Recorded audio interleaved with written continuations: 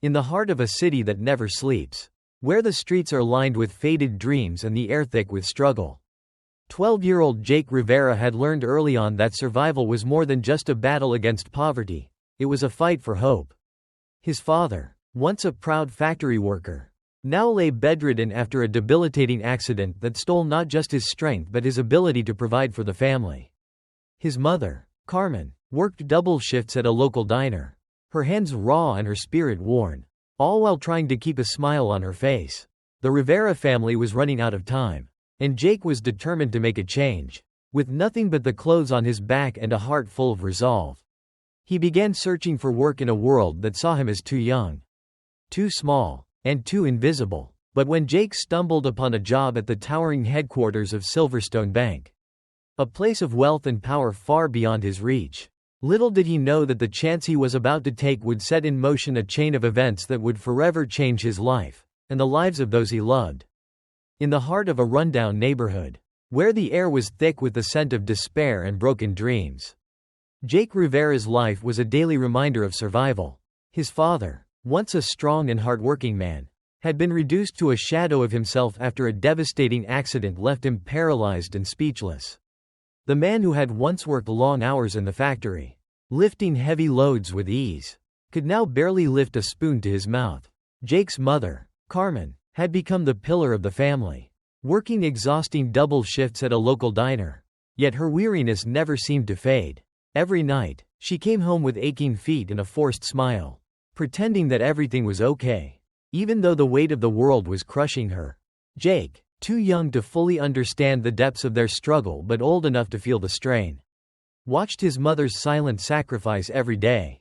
Bills piled up on the kitchen table, gathering dust, and the house creaked under the weight of financial strain. The once thriving family was now on the brink of collapse, and Jake knew that something had to change. He couldn't just sit idly by and watch as his family slowly fell apart. It was time to take matters into his own hands. Determined to make a difference, Jake knew that if he wanted to help his family, he had to find a way to contribute.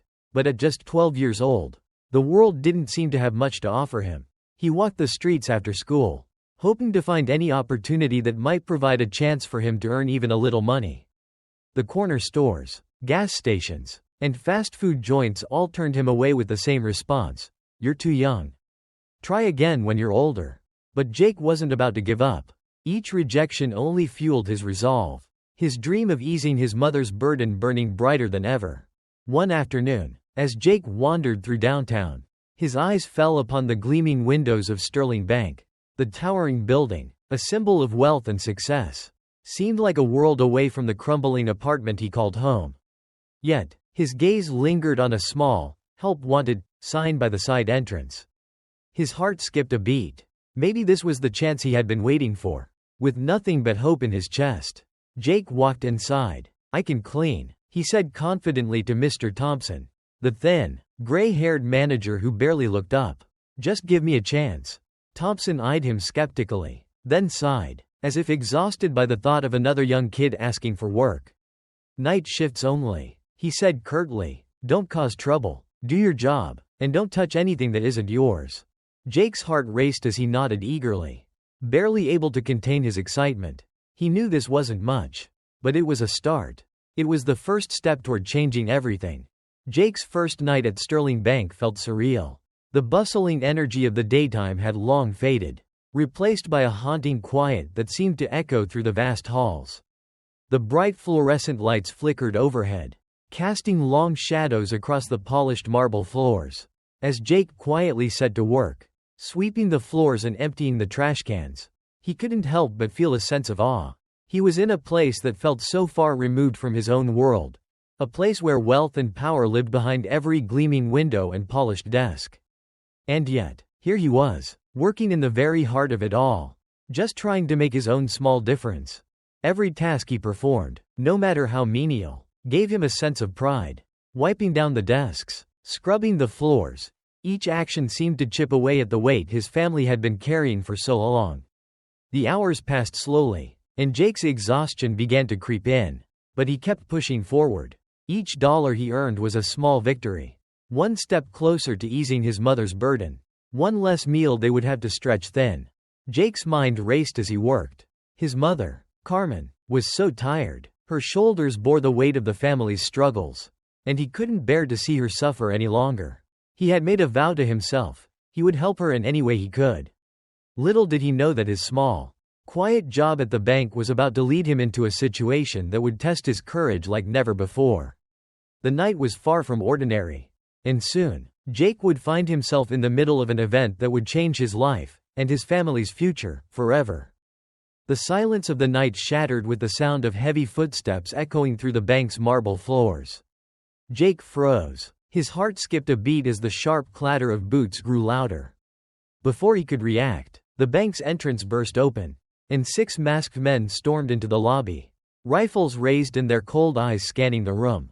The leader, a towering figure in black, barked orders with terrifying authority. "Nobody move. Hands up now." His voice cut through the air like a knife. The sharp crack of a gunshot silencing the room instantly. Plaster rained down from the ceiling as panic exploded. Jake's blood ran cold. His mind raced, trying to process the chaos unfolding before him. Without thinking, Jake darted behind a supply closet, his heart thundering in his chest. He pressed himself against the wall, holding his breath as he peered through a narrow gap. The robbers moved quickly, taking control of the room with frightening efficiency. Customers were thrown to the floor, tellers dragged away, and a security guard was taken down with brutal force.